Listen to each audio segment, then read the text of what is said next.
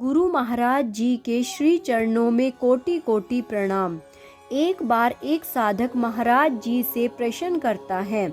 महाराज जी कहते हैं कि कभी अभिमान नहीं करना चाहिए, पर क्या अपने गुरु महाराज जी पर अभिमान होना भी गलत है? गुरु महाराज जी बोले, अपने गुरु पर कभी अभिमान हो ही नहीं सकता। गुरु और अभिमान यह दोनों एक तरह से विपरीत शब्द हैं, जैसे कि अंधकार और प्रकाश। एक बार अंधकार ब्रह्मा जी के पास शिकायत लेकर पहुंचा। उसने कहा, भगवान, प्रकाश मेरा जन्म से ही बैरी है। मैंने उसे कभी कोई हानि नहीं पहुंचाई, लेकिन वह है कि हमेशा मेरे अस्तित्व को खत्म करने पर उतारू रहता है। आप ही उसे समझाइए। ब्रह्मा जी ने कहा, तुम चिंता मत करो, मैं अभी उसे बुलाकर दंडित करता हूँ। प्रकाश को तुरंत उपस्थित होने का आदेश दिया गया। प्रकाश के आने पर जब ब्रह्मा जी ने उसे अंधकार की शिकायत बताई तो उसने कहा, भगवान, मैं और अंधकार का बैरी, यह कैसे हो सकता है? मैं तो आज तक उससे मिला ही नहीं।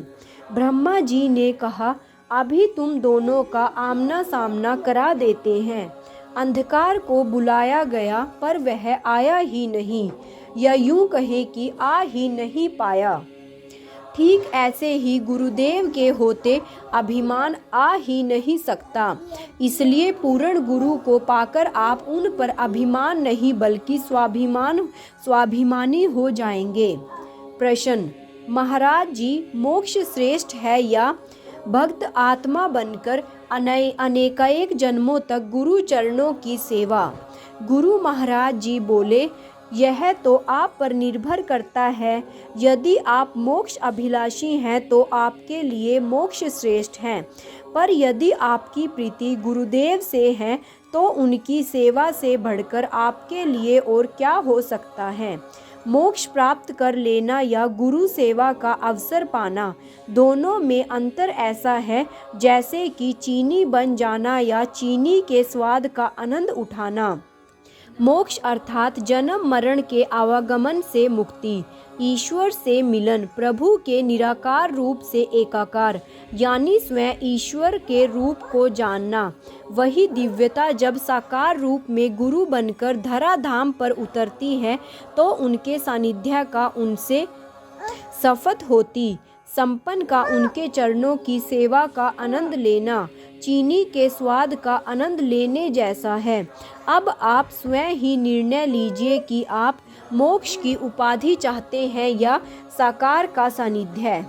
एक शिष्य ने प्रश्न किया, गुरु महाराज जी, कल मेरे पास एक व्यक्ति का फोन आया।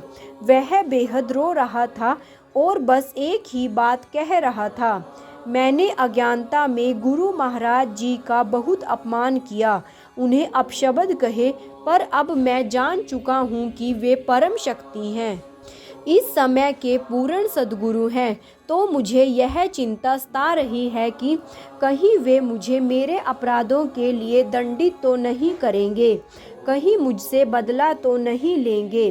गुरु महाराज जी बोले, उनसे कहना कि हम किसी से बदला लेने नहीं, हर किसी को बदल देने आए हैं। हम हर व्यक्ति को बदला हुआ देखना चाहते हैं कि वह ब्रह्म ज्ञान को प्राप्त कर डटकर साधना सुमिरन करे और अपने जीवन की तस्वीर को बदल कर रख दे, एक नया रूप दे। ऐसा रूप जिसमें ईश्वर का दर्शन हो, विचार व्यवहार में दैवीय गुणों की झलक हो, कर्म में ईश्वर को पाने की लगन हो। सो बदला लेना नहीं, बदल देना हमारा लक्ष्य है। प्रश्न, गुरु महाराज जी, क्या ऐसा नहीं हो सकता कि हम आपकी भी माने और थोड़ी थोड़ी मन की भी? गुरु महाराज जी बोले, चींटियों का एक दल चीनी के पहाड़ पर रहा करता था। उस दल की सभी चींटियां बहुत हट्टी कट्टी थी। बस एक चींटी थी बड़ी दुर्बल कमजोर सी। कारण ढूंढने पर पता चला कि उस चींटी ने अपने मुख में नमक की एक डली रखी हुई थी। तभी चीनी के पहाड़ पर रहते हुए भी वह उसका लाभ नहीं उठा पाई। ठीक ऐसे ही यदि हमें अध्यात्म पथ पर आगे बढ़ना है तो मन की नमकीन इच्छाओं को त्यागना होगा। केवल गुरु की आज्ञा रूपी चीनी का सेवन करना होगा, तभी जीवन में अलौकिक मिठास की अनुभूति होगी। प्रश्न: मुझे मेरे एक मनचले मित्र ने कहा था कि आपके गुरु महाराज जी काला इल्म करना जानते हैं। जो भी उनके समीप आता है वह उस पर काला इल्म कर देते हैं। क्या यह सत्य है? गुरु महाराज जी बोले, नहीं, हम किसी पर काला इल्म नहीं करते, सभी पर सफ़ेद इल्म करते हैं, क्योंकि सब काले तो पहले से ही हैं। सबके मन चित्त पर विषय वासनाओं विकारों की कालिमा पुती है। फिर किसी काले इल्म की क्या आवश्यकता है? तो सफ़ेद इल्म की आवश्यकता तो है, सफ़ेद इल्म की, यानी ऐसे चमत्कार की जो इंसान की इस कालिमा को धो सके।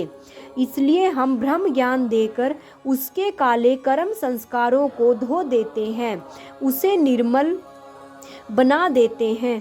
बस यही इल्म आता है हमें, दूसरा कोई नहीं।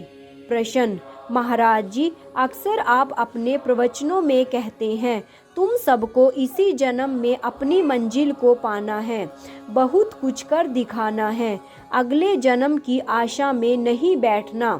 महाराज जी, आपके यह उत्साह भरे वचन सुनकर मैं निरुत्साह का व्यक्ति हूँ। इस उम्र में ज्ञान पाकर मैं कितना चल पाऊंगा, फिर मंजिल पा लेना तो असंभव हुई। गुरु महाराज जी बोले, शायद आपने यीशु के वे शब्द नहीं पढ़े, अंतिम पहले हो जाएंगे और बहुत से पहले आए अंतिम हो जाएंगे। यानी कि हो सकता है जो बहुत बाद में इस ज्ञान मार्ग से जुड़े वे मंजिल को पा जाएं, और जो शिष्य शुरुआत से जुड़े हैं वे मंजिल को न पाएं। ऐसा क्यों? क्योंकि मंजिल को पाना समय अवधि पर नहीं, उत्साह ऊर्जा पर निर्भर करता है। इसलिए ब्रह्म ज्ञान मिलने के बाद आप एक पल का भी समय व्यर्थ ना गंवाएं। पूरे उत्साह, लगन व श्रद्धा से इस ज्ञान मार्ग पर चले। फिर देखना, गुरु कृपा से आपका सफर थल मार्ग से नहीं, वायु मार्ग से तय होगा। प्रश्न: महाराज जी, यूं तो आप अंतर्यामी हैं, पर बहुत बार मैंने देखा है कि आप तब तक कोई प्रतिक्रिया नहीं करते जब तक आपको बाहरी रूप से न बताया जाए। ऐसा क्यों? गुरु महाराज जी बोले, क्योंकि इस मानवीय चोले की कुछ सीमाएं हैं, उन सीमाओं का मान रखना भी हमारा कर्तव्य है। यूं तो गुरु का अलौकिक रूप अपने शिष्य के मन में चल रहे सूक्ष्म से सूक्ष्म विचार का भी साक्षी होता है। उसके हर विचार पर, हर कर्म पर उसकी पैनी दृष्टि रहती है, पर वे इसे यूं ही जाहिर नहीं करते, इंतजार करते हैं या निर्माण करते हैं ऐसी परिस्थिति का जिससे शिष्य की त्रुटि सामने आ जाए, ताकि उसके सुधार की प्रक्रिया शुरू हो सके। ऐसी भूमिका निभाना इतना सहज नहीं है। सब कुछ जानते हुए भी अनजान बने रहना, फिर उसे किसी तरह प्रकट कर दिखाने के लिए अवसरों का निर्माण करना। पर गुरु को यह दोनों भूमिकाएं एक साथ निभानी ही पड़ती हैं। मानवीय और दैवीय इसमें उनका सहयोग कर सकते हैं। जब भी आप कहीं कोई गंभीर त्रुटि होती देखें, यानी ऐसी गलती जो इस महान मिशन में बाधा पैदा कर सकती है, तो यह ना सोचे गुरुदेव तो अंतर्यामी हैं, सब खुद देख लेंगे, उन्हें क्या बताना।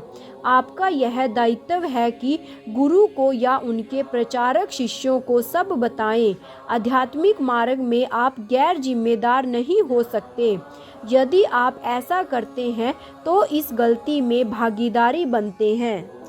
प्रश्न: गुरु महाराज जी, जब जब पृथ्वी पर पाप अनाचार बढ़ा है, तब तब महादेव ने प्रलयकारी तांडव कर सृष्टि का विध्वंस किया, लेकिन अब तो कलिकाल चरम पर है।